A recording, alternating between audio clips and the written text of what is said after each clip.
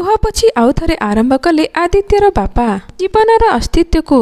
बापांकर दशाह दिन नुआ अतिथिटीए होई आम घर को आसिलु।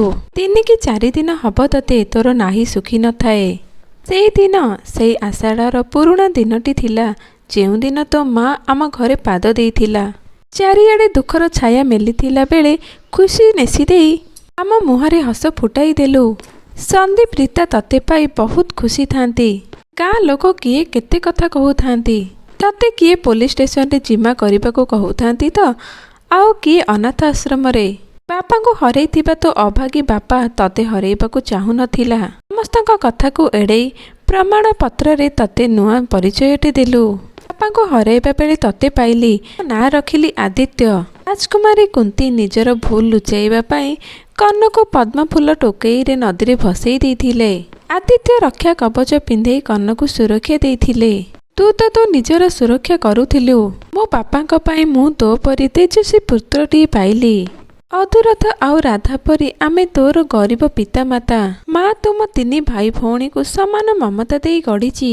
केबे अंतर पांतर करिनी। तू आमर लक्ष्मीमंत पुओ बोली तो माँ सबुबेले कुहे। सबु पिलादिनर कथा गुड़ाक आदित्य को फरक पड़ू न थाए। से सब को सुनिबा को प्रस्तुत न थाए जेमिति।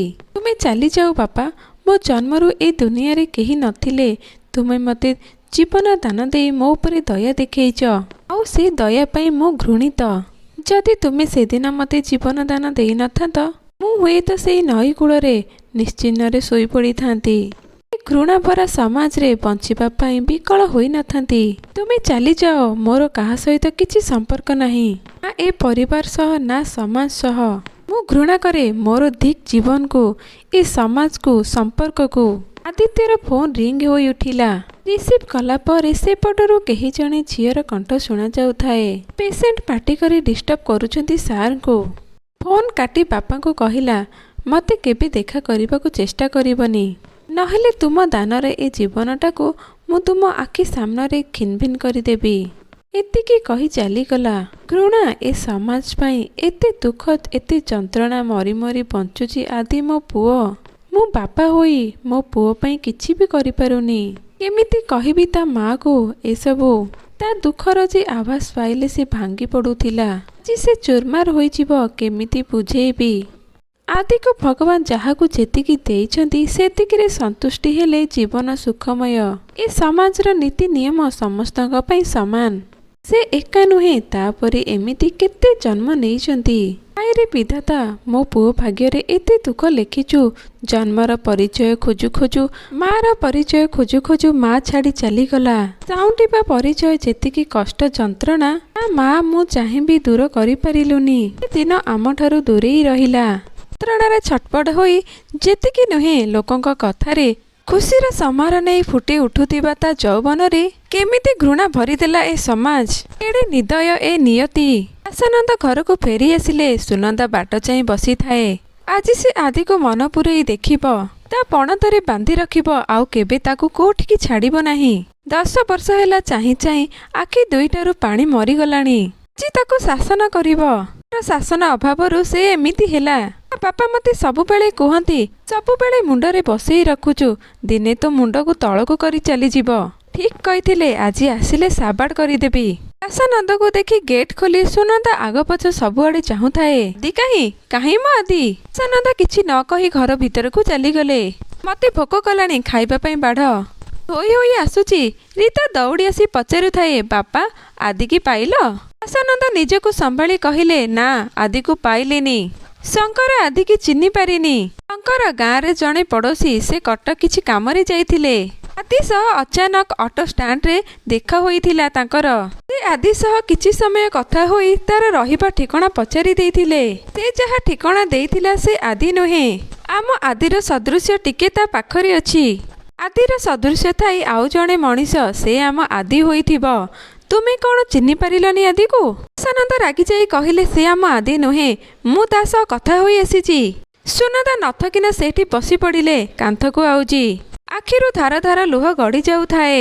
आशानंद से सब को आखिरे देखि छेप ढुकु थांती। आदित्य कटकर गोटे प्राइवेट मेडिकल नर्स भाबरे काम करिसंती। केबे काहाकू सेमिति फेरई देई नाहंती। ଶେଷ ପର୍ଯ୍ୟନ୍ତ ଚେଷ୍ଟା କରନ୍ତି। ତେଣିକି ଉପରବାଲା ହାତର କଥା। ଧନ୍ୟବାନ ଲୋକ ଆଦିକୁ ରାସ୍ତାରୁ ଉଠେଇ ଆଣି ବଞ୍ଚିବା ଶିଖେଇ ଦେଇଛନ୍ତି। ଲାଞ୍ଛନ ଲଗା ଜୀବନକୁ ହାରି ସାରନ୍ତା। ପିଲାଦିନ ବେଶ୍ ଆନନ୍ଦରେ କଟିଥିଲା। 3 ଭାଇ ଭଉଣୀ ସେ ଶୈଶବକୁ ଅଭାବୀ ପରିବାରରେ ଆନନ୍ଦରେ କଟେଇଥିଲେ। ଈଶ୍ୱର ବୟସରେ ଆଦିତ୍ୟର ଭାବଭଙ୍ଗୀରେ ପରିବର୍ତ୍ତନ ଦେଖାଦେଲା। ଏଇଟା ସ୍ୱାଭାବିକ କଥା। କିଶୋର ବୟସରେ ଶରୀରର ଅଙ୍ଗ ପ୍ରତ୍ୟଙ୍ଗରେ ପରିବର୍ତ୍ତନ ଦେଖାଯାଏ। ହେଲେ ଏ କ'ଣ? ଗୋଟିଏ ପୁଅର ଅଙ୍ଗରେ ସ୍ତ୍ରୀର ଯୌନାଙ୍ଗ। ଧୀରେ ଧୀରେ ଆଦିତ୍ୟ ଡରିବାରେ ଲାଗିଲା। ନିଜକୁ ସବୁବେଳେ ଅନ୍ୟମାନଙ୍କ ଦୃଷ୍ଟିରୁ ଦୂରରେ ରଖୁଥାଏ। ଚୁପଚାପ ଖିଆପିଆ ଶୋଇବା ଗାଧୋଇବା ସବୁକିଛି ଲୁଚି ଲୁଚି କରୁଥାଏ। ମା ବି କିଛି ପରିବର୍ତ୍ତନର ଆଭାସ ପାଇଥିଲେ, କିନ୍ତୁ ସନ୍ଦେହରେ ରହିଲେ। କଲେଜ ପଢ଼ା ପାଇଁ କଟକ ଚାଲି ଆସିଲା। ହଷ୍ଟେଲରେ କିଛି ଦିନ ରହିବା ପରେ ସମସ୍ତେ ତାକୁ ଅଲଗା ନଜରରେ ଦେଖୁଥାନ୍ତି। ତା ପଛରେ ଫୁସୁରୁ ପାସର ଟୁପୁରୁ ଟାପର ହେଉଥାନ୍ତି। ତା ସହ କେହି ସାଙ୍ଗ ହେଉନଥାନ୍ତି। ସେ ନିଜକୁ ଲୁଚେଇ ଲୁଚେଇ ଅଣନିଶ୍ୱାସୀ ହୋଇପଡ଼ିଲା। ଅନ୍ୟମାନଙ୍କ କଟାକ୍ଷ ନଜରରେ ସେ କ୍ଷତ ବିକ୍ଷତ ହୋଇପଡ଼ିଲା। ଦିନେ ସାଇବର କ୍ୟାଫରେ ଇଣ୍ଟରନେଟରେ ଫର୍ମ ବାହାର କରୁଥାଏ। ସେଇଠୁ ନିଜ ଅଙ୍ଗର ପରିବର୍ତ୍ତନ ବିଷୟରେ ଜାଣିବାକୁ ଚାହିଁଲା। ଏତେ ଦିନ ଧରି ତା ଶରୀରର ପରିବର୍ତ୍ତନ ପାଇଁ ଚିନ୍ତିତ ଥିବା ଅନ୍ୟମାନଙ୍କର କଟାକ୍ଷର କାରଣ ଖୋଜୁ ଖୋଜୁ ସେ ନିଜ ଅସ୍ତିତ୍ୱକୁ ହରେଇ ବସିଲା। ନା ସେ ନାରୀ, ନା ସେ ପୁରୁଷ। ପ୍ରଶ୍ନ ବାଣରେ ନିଜକୁ ଛନ୍ଦି ପକାଇଲେ ନିଜେ। ଗୋଟେ ନୀରବ ଯୁଦ୍ଧରେ ନିଜକୁ ନିଜେ କ୍ଷତ ବିକ୍ଷତ କରି ଚାଲିଲା। 17 ବର୍ଷରେ ତା ଜନ୍ମ କଲା ମା କଥା ମନେ ପଡ଼ିଗଲା। ଘୃଣାରେ ସେ ଲଜ୍ଜାହୀନ ନାରୀ ପାଇଁ ମନରେ ଘୃଣା ଚରିଗଲା ବିଷ ପରି। ନିଜକୁ ନିଜେ ଘୃଣା କରୁଥାଏ। ମୋ ଜୀବନ ପଥ ଯଦି ଏମିତି ପଙ୍କରେ ଲୋଟିବା ଲେଖା ଥିଲା, ଏତେ ସୁନ୍ଦର ସୁନନ୍ଦା ମାଆକୁ ମତେ କାହିଁକି ଲୋଭ ଦେଖାଇଲ ହେ ବିଧାତା? ମା ବିନା ବିରାଟ ବିରାଟ ଯୁଦ୍ଧ ଆବାହନ ମତେ କେବଳ ମୃତ୍ୟୁ ହିଁ ଜିତାପଟ ଦେଖାଉଛି। ରୀତା ଅପାର ହସ ହସ ମୁହଁକୁ କେମିତି ଲୁହରେ ଭରିବି ମୁଁ? ମୋ ବାପା ବୋଉ ସନ୍ଦୀପ ଭାଇ କେମିତି ବଞ୍ଚିବେ ଏ ସମାଜରେ? ମୋର ବଞ୍ଚିବା ତାଙ୍କର ମୃତ୍ୟୁର କାରଣ ହୋଇଯିବ। ମତେ ଜୀବନ ଦେଇଥିବା ପରିବାରକୁ ମୁଁ କେମିତି ମୃତ୍ୟୁ ମୁଖକୁ ଠେଲିଦେବି? ତାଙ୍କଠୁ ଦୂରରେ ରହି ବଞ୍ଚିବା ମୋ ପାଇଁ ମୃତ୍ୟୁ ସହ ସମାନ। ଆଜି ମୋ ଭାଗ୍ୟ ମତେ ଆଉଥରେ ସାଉଟିଆ ବନେଇଦେଲା। 3-4 ଦିନ ଯାଏଁ ଆଦିତ୍ୟ କା ମୁହଁକୁ ଚାହିଁବାକୁ ଡରୁଥିଲା। ତକିଆରେ ମୁହଁ ମାଡ଼ି ସେମିତି ପଡ଼ି ରହିଥିଲା ବେଡ୍ରେ। ଲୁହରେ ତକିଆ ଭିଜୁଥିଲା, ତଣ୍ଟି ଶୁଖି ଯାଉଥିଲା। 3-4 ଦିନ ଯାଏଁ କଲେଜ ଯାଇନି। ସଙ୍ଗୀତା ତା ସ୍କୁଲ ସାଙ୍ଗ, ସେ କଲେଜରେ ପଢ଼େ। ସବୁଦିନ ନହେଲେ ବି କେବେ କେବେ ଦେଖା ହୁଏ, ଭଲ ମନ୍ଦ ପଚାରି ଦିଏ। 3-4 ଦିନ ହେବ ଆଦିତ୍ୟକୁ ନ ପାଇ ସେ ରୁମମେଟ୍କୁ ପଚାରିଛି, ଆଦିତ୍ୟର କ'ଣ ଦେହ ଭଲ ନାହିଁ? ସେ କଲେଜ ଆସୁନି, ତା ଘରକୁ ପଳେଇଛି। କେହି କିଛି ଆଦିତ୍ୟ ବିଷୟରେ କୁହନ୍ତିନି। ଅସଲରେ ସେ କ'ଣ କରୁଛି, କେମିତି ଅଛି, ତା ପ୍ରତି କାହାର ନଜର ନଥାଏ। ସଙ୍ଗୀତା ହଷ୍ଟେଲ ଆସିଥାଏ ଆଦିତ୍ୟକୁ ଦେଖା କରିବାକୁ। ଦରବାନ ଡକେଇ ପଠେଇଲେ ଆଦିତ୍ୟକୁ। ଆଦିତ୍ୟ ସଙ୍ଗୀତାକୁ ଦେଖା କରିବାକୁ ଚାହୁଁନଥାଏ। ବାଧ୍ୟ ହୋଇ ପଦେ 2 ପଦ କଥା ସରେଇ ଫେରି ଆସିଲା। ସଙ୍ଗୀତା କିଛି କଥା ଅନୁମାନ ଲଗେଇ ପାରୁନଥାଏ। ହେଲେ ଏତିକି ବୁଝିଗଲା, ଆଦିତ୍ୟ ଗୋଟେ ଶକ୍ତ ଆଘାତରେ ଏବେ ସେ ଏକୁଟିଆ ରହି ସଂଘର୍ଷ କରିବାକୁ ଚାହୁଁଛି। ପରଦିନ ଘରକୁ ଯାଉଛି କହି ହଷ୍ଟେଲରୁ ଚାଲିଗଲା। ଘରକୁ ଯିବାକୁ ମନ ସରାଗ ନଥାଏ। ବସ୍ ଷ୍ଟାଣ୍ଡରେ ଠିଆ ହେଲା, ଟିକେଟ ବି କାଟିଲା। ବସ୍ ଗଡ଼ିବା କ୍ଷଣି ମନ ପରିବର୍ତ୍ତନ କରି ଓହ୍ଲାଇ ପଡ଼ିଲା।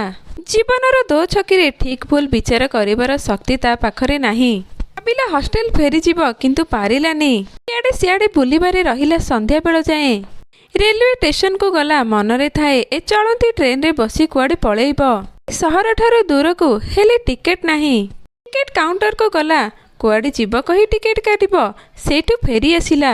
ଇଆଡ଼େ ସିଆଡ଼େ ବୁଲି ବୁଲି 3-4 ଦିନ ହୋଇଗଲା। ପାଖରୁ ପଇସା ଧୀରେ ଧୀରେ ସରିବାକୁ ଲାଗିଲା। କାମ କରିବ ଭାବିଲା, ଜଳିଖିଆ ଦୋକାନରେ ରହି କାମ କଲା।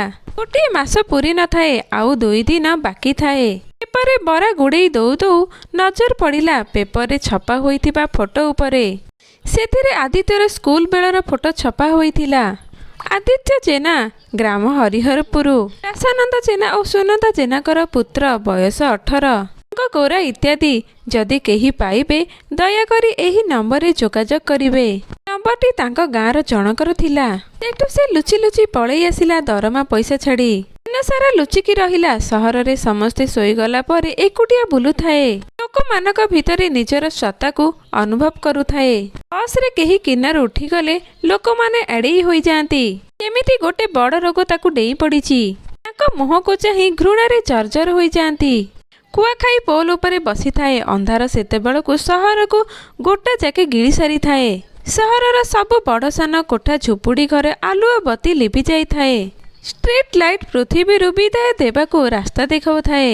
ଦୂରରୁ ଗାଡ଼ି ଶବ୍ଦର ଆଭାସ ପାଇ ଆଦିତ୍ୟ ଆଉ ଅପେକ୍ଷା କରିପାରିଲାନି, ଝୁଙ୍କି ପଡ଼ିଲା ତଳକୁ। ଚେତା ଫେରିଲା ବେଳକୁ ସେ ମେଡିକାଲ ବେଡ୍ରେ। ପ୍ରତ୍ୟୁଷ ସାର୍ଙ୍କ ଗାଡ଼ି ଆଗରେ ଅଚାନକ ଗଡ଼ି ପଡ଼ି ଚେତାଶୂନ୍ୟ ମୁଣ୍ଡରେ ଆଘାତ। ରାତି ସାରା ବାଉଳି ଖାଇ ମୃତ୍ୟୁ ମାଗୁଥାଏ ମହାନଦୀକୁ। ମତେ ତୋ କୋଳରେ ସ୍ଥାନ ଦେଇଦେ ମା, ଜୀବନ ମୋ ପାଇଁ ଅଭିଶାପ। ଜଣେ ନର୍ସ ସାର୍ଙ୍କୁ ଡାକିଲେ। ପେସେଣ୍ଟର ଚେତା ଫେରି ଆସିଲାଣି। ଆଦିତ୍ୟର ଜୀବନ କାହାଣୀ ଶୁଣିବା ପରେ ଡକ୍ଟର ପ୍ରତ୍ୟୁଷ ତାକୁ ରାସ୍ତା ଦେଖାଇଥିଲେ। ଆତ୍ମହତ୍ୟାର ରାହାରୁ ଓହରି ଆସିବାକୁ ସାହସ ଦେଖାଇଥିଲେ। ଆଦିତ୍ୟ ସାର୍ଙ୍କ ଗୋଡ଼ ଧରି କିଛି କାମ ମାଗିଥିଲା। ସେ କେବେ ତା ପରିବାରକୁ ଫେରି ଯିବାକୁ ଚାହୁଁନଥିଲା। ସେବେଠାରୁ ସେ ସିକ୍ୟୁରିଟି ଚାକିରି କରି ପେଟ ପୋଷି ଆସୁଥିଲା। ତା ଭିତରେ ତାର ଗ୍ରାଜୁଏସନ ସରିଯାଇଛି। ସେ ଲୋକମାନଙ୍କ ଘୃଣାକୁ ସେ ଖାତିର କରେନି। ସେ ଆଦିତ୍ୟ ଆଉ ଆଜି ନାହିଁ। ଗୋଟେ ନୂଆ ଜୀବନକୁ ସେ ଗତ କିଛି ବର୍ଷ ହେବ ଜିଇଁ ଆସୁଛି। ହେଲେ ହଠାତ୍ କାହିଁକି ବାପା ଚାଲି ଆସିଲେ ତା ଜୀବନକୁ? ସେ ଖୁସି ଅଛି, ଭଲ ଅଛି। ତାର ଗୋଟିଏ ନୂଆ ପରିଚୟ ଏଠି। ନିଜକୁ ନିଜେ ପ୍ରଶ୍ନ କରୁଥାଏ, ସତେ ଯେମିତି ତା ଛାଇ, ତା ବିବେକ ତାକୁ ସମାଧାନର ବାଟ ଦେଖାଇବ। ତା ମାକୁ ଆଉ ଥରେ ଜୀବନକୁ ଫେରେଇ ଆଣିବାର ମାନେ କ'ଣ? ମୋ ମନରେ ଲୋଭ ମୋ ପରିବାର ପାଇଁ। ଜାଣିଶୁଣି ବାପାଙ୍କୁ ଆଘାତ ଦେଲି। ମୁଁ ବର୍ତ୍ତମାନ ଯେମିତି ବଞ୍ଚୁଛି ସେତିକି ମୋ ପାଇଁ ଯଥେଷ୍ଟ। ଭବିଷ୍ୟତ ପାଇଁ ଚିନ୍ତା କରିବା ମୋ ପାଇଁ ସମ୍ଭବ ନୁହେଁ। ଅନ୍ଧାରୀ ଗୁମ୍ଫାରେ ମୁଁ ନିଜେ ଅଣନିଶ୍ୱାସୀ ହେବାକୁ ଚାହେଁନି। ମୁଁ କେବେ ଫେରିବିନି। ବାପା, ତୁମର ବୃଥା ପ୍ରଚେଷ୍ଟା। ତୁମେ ମୋର ଈଶ୍ୱର ହେଲେ ମୁଁ ତୁମର ଯୋଗ୍ୟ ସନ୍ତାନ ନୁହେଁ। ବ୍ୟାସାନନ୍ଦ ସାହସ ଜୁଟାଇ ସୁନନ୍ଦା ପାଖରେ ବସିଲେ। ବାର ଆଡୁ କଥା ପକାଇ ଆଦିତ୍ୟ କଥା କହିବାକୁ ଚେଷ୍ଟା କରୁଥାନ୍ତି। ଯଦି ମୁଁ ସତରେ ଆଦିକୁ ଦେଖିକି ଘରକୁ ଆଣିନି, କୁହ ତୁମେ ମତେ କି ଦଣ୍ଡ ଦବ? ବାହାଘର ପରଠାରୁ ଯେତିକି ଜାଣିଛି ସେମିତି ତୁମର ବ୍ୟକ୍ତିତ୍ୱ ନୁହେଁ। ଯିଏ କେବଳ ନିଜକୁ ଅବହେଳିତ କରିପାରେ, କିନ୍ତୁ ନିଜ ପିଲାଙ୍କ ପାଇଁ ସମର୍ପଣର ଦେବତାଟିଏ। ଆଉ ଆଦି ଯଦି ଆମ ପରିବାର ପାଇଁ ଯୋଗ୍ୟ ନ ହୋଇଥାଏ, କାହିଁକି ମତେ ଜାଣି ଜାଣି କଷ୍ଟ ଦେଉଛ? ମୋ ପୁଅକୁ ଯଦି କେଉଁଠି ଦେଖିଲ ଛାଡ଼ି ଆସିଲ କେମିତି? ତୁମେ ଏତେ ନିଷ୍ଠୁର ହୋଇପାର ବୋଲି ମୋ ଚିନ୍ତାରୁ ବାହାର। ମୋ ପୁଅ ଯେମିତି ହେଲେ ବି ଆମ ପରିବାର ପାଇଁ ସର୍ବଶ୍ରେଷ୍ଠ। ତୁମେ କ'ଣ କହିବାକୁ ଚାହୁଁଛ? ଆମର ସ୍ନେହ ଆଦର ନ ପାଇ ବିଗିଡ଼ି ଯାଇଛି। ମୁଁ ତାକୁ ବାଟକୁ ଆଣିବି। ସେ ପୁଣି ଆମ ପୁରୁଣା ଆଦି ହୋଇପାରିବ। ସେ ଆଉ ଆମ ଆଦି ହୋଇ ନାହିଁ ସୁନନ୍ଦା। ତାର ପରିଚୟ ବଦଳି ଯାଇଛି। ସେ ଏବେ ଆଦିରୁ ଆଦି କିନ୍ନର ହୋଇଯାଇଛି। ଏତିକି କହି ଭୋ ଭୋ ହୋଇ କାନ୍ଦି ଉଠିଲେ। ସୁନନ୍ଦା ପାଖକୁ ଆସି ପଣତ କାନରେ ଲୁହ ପୋଛି ଦେଇ କାନ୍ଦିବାକୁ ଲାଗିଲା। ତୁମେ ଯାହା କହୁଛ ମିଛ କହୁଛ ମୋ ପୁଅ। ଦୁହେଁ ଲୁହର ଅଥଳ ଗରରେ ଦିଗହରା ହୋଇ ପଡ଼ିଥାନ୍ତି। ନା ନାଁ ଅଛି, ନା ଅଛି କାତ ପହଁରିବାକୁ, ନା ଶକ୍ତି ଅଛି। ଦୁହେଁ ଯୁଦ୍ଧରତା, ହାର ମାନିବାକୁ ରାଜି ନୁହନ୍ତି ସମାଜ ପାଖରେ, ପ୍ରକୃତି ପାଖରେ। କଇଁ କଇଁ ଲୁହରୁ ଏକ ଶକ୍ତ ଗଳାରେ ସୁନନ୍ଦା ଶକ୍ତି ଜୁଟାଇ କହିଲା, ମୋ ପୁଅ ଚୋର ନୁହେଁ। ନା କେବେ କାହାର ସେ ଅନିଷ୍ଟ କରିଛି। ସେ କାହିଁକି ଦଣ୍ଡ ଭୋଗିବ? ସେ କାହିଁକି କଷ୍ଟ ପାଇବ? ତା ପରିବାର ଠାରୁ ଦୂରେଇ ରହିବ। ମୋ ପଣତ କାନି ଥିବା ଯାଏଁ ମୁଁ ତାକୁ ଘୋଡ଼େଇ ରଖିବି। ମୁଁ ତାକୁ ଛାଡ଼ି ବଞ୍ଚି ପାରିବିନି। ମୁଁ ତାକୁ ଘରକୁ ନେଇ ଆସିବି। ଆଉ ଗାଁ ଲୋକ, ସନ୍ଦୀପ, ରୀତା, ସେମାନେ ଆଦିତ୍ୟକୁ ଗ୍ରହଣ କରିବେ ତ? ଗାଁ ଲୋକ, ବାହାର ଲୋକ, ସେମାନେ କ'ଣ କହିବେ? କହି କହି ଚୁପ୍ ରହିବେ। ସନ୍ଦୀପ, ରୀତାର ଏ ଘରେ ଯେତିକି ଅଧିକାର ଅଛି, ଆଦିର ବି ସେତିକି ଅଧିକାର ଅଛି। ସେମାନେ ଆମ ସଂସ୍କାରର ଫଳ ଧୀରେ ଧୀରେ ଗ୍ରହଣ କରିନେବେ। ମୋର ଏତିକି ବିଶ୍ୱାସ ଅଛି। ସେମାନଙ୍କୁ ଟିକେ ସମୟ ଲାଗିବ। ଆମକୁ ସହଯୋଗ କରିବା ଆବଶ୍ୟକ। ପରଦିନ ସୁନନ୍ଦା ରାସାନନ୍ଦ କଟକ ବାହାରି ପଡ଼ିଲେ। ସକାଳ ପାସେଞ୍ଜର ଟ୍ରେନରେ। ଆଦିର ପିଲାଦିନ, ତା ଗୁଲଗୁଲିଆ କଥା, ତା ଅଳି ଅଝଟ ସୁନନ୍ଦା ମନକୁ ଦୋହଲେଇ ଦେଉଥାନ୍ତି। ଭାଇ ଭଉଣୀ ଭିତରେ ନିମିଷକ ପାଇଁ ଝଗଡ଼ା, ସଙ୍ଗେ ସଙ୍ଗେ ମିଳାମିଶା। ଷ୍ଟେସନରୁ ଓହ୍ଲାଇ ଅଟୋରେ ଆଦି ରୁମ୍କୁ ଗଲେ। ରୁମ୍ରେ ତାଲା ପଡ଼ିଛି। 7ଟା ହେବ। ଆଦି ଆସିଲା। ସ୍କୁଟି ଆଲୁଅରେ ବାପା ବୋଉଙ୍କୁ ସ୍ପଷ୍ଟ ଦେଖିପାରୁଥିଲା।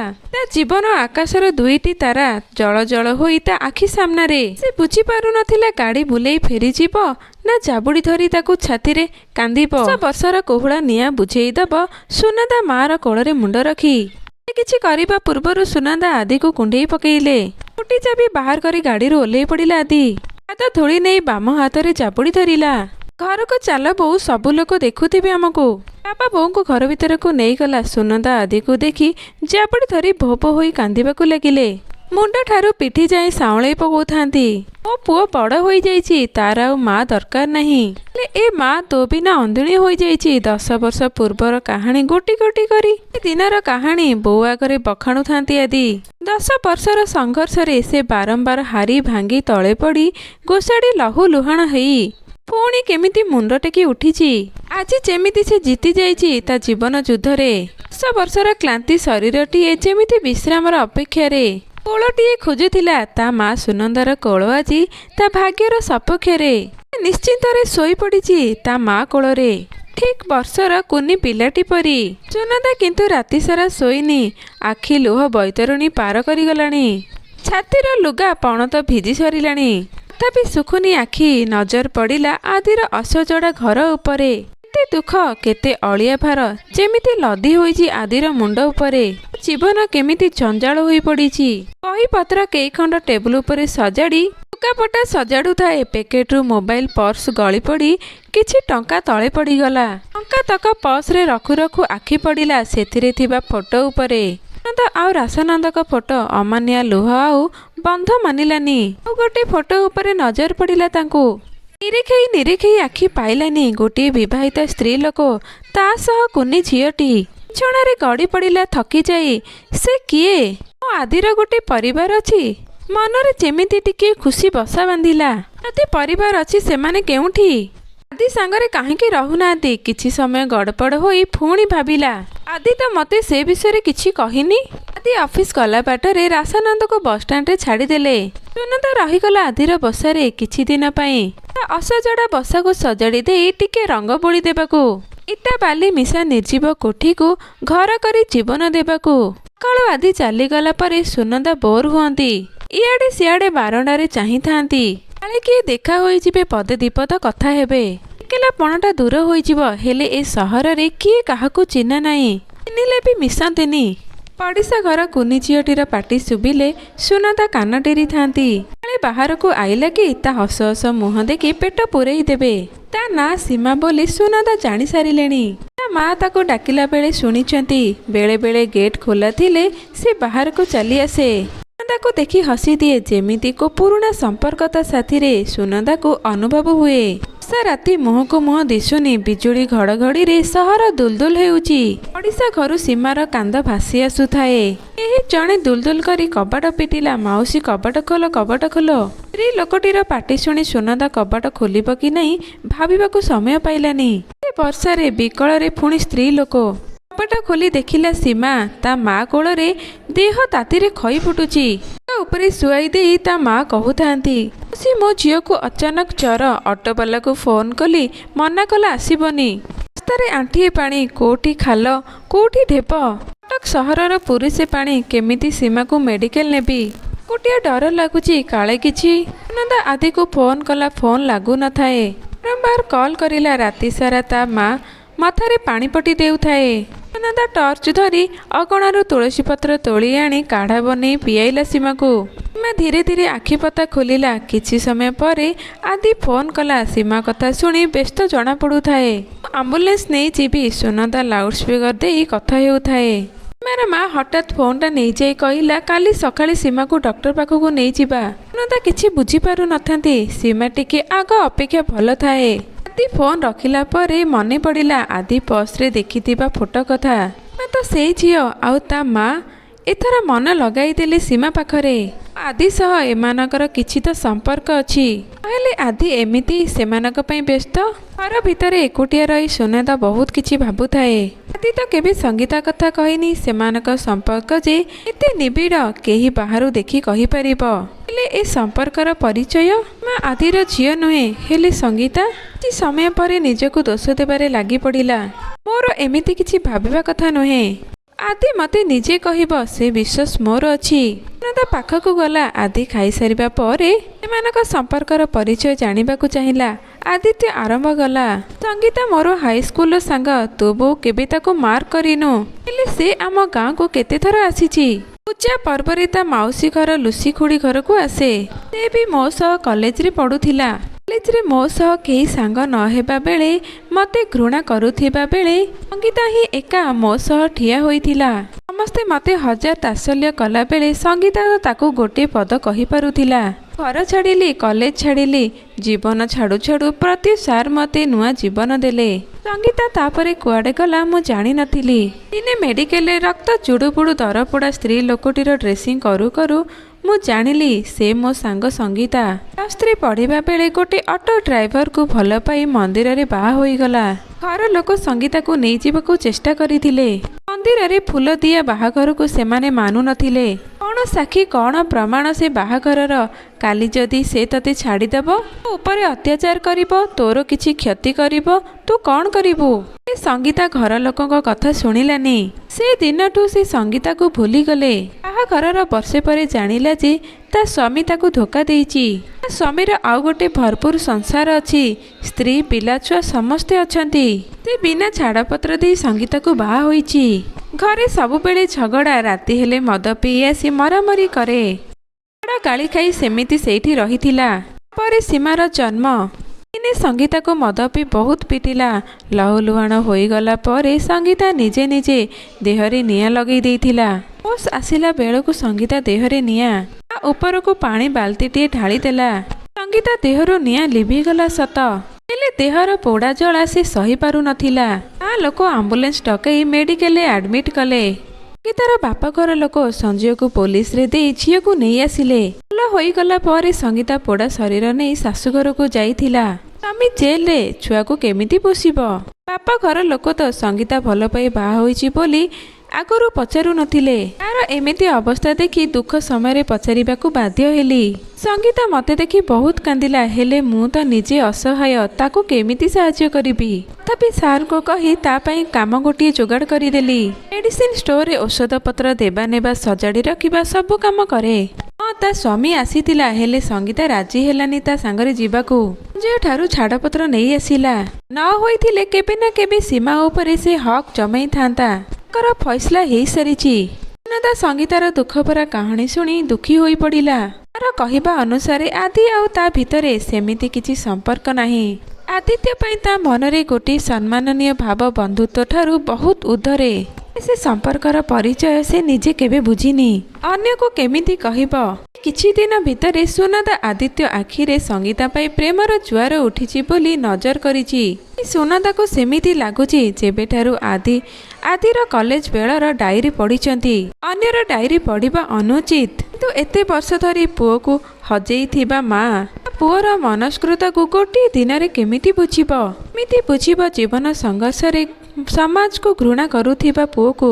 ସଂସାରରେ ଆଦିତ୍ୟ ସଙ୍ଗୀତାକୁ ଏକତରଫା ପ୍ରେମ କରୁଥିଲା ହାଇସ୍କୁଲ ସମୟରୁ। ସଙ୍ଗୀତା କିନ୍ତୁ ଆଦିତ୍ୟକୁ ଗୋଟେ ଭଲ ସାଙ୍ଗ ଭାବରେ ଦେଖୁଥିଲା। ଆଦିତ୍ୟ କେବେ ସଙ୍ଗୀତାକୁ ତା ମନର କଥା ଖୋଲି କହିନି। ଆଦିତ୍ୟ ଜୀବନରେ ମହାପ୍ରଳୟ ଆସିବା ପରେ ସେ ନିଜକୁ ସମସ୍ତଙ୍କ ଠାରୁ ଦୂରେଇ ଦେଇଛି, ସଙ୍ଗୀତାକୁ ବି ଦୂରେଇ ଦେଇଛି। ଦୀର୍ଘ 5 ବର୍ଷର ସଂଘର୍ଷିତ ଜୀବନରେ ସେ ବହୁତ ଲଢ଼ି ଗୋଡ଼ ଦମ୍ଭ କରି ଠିଆ ହୋଇଛି।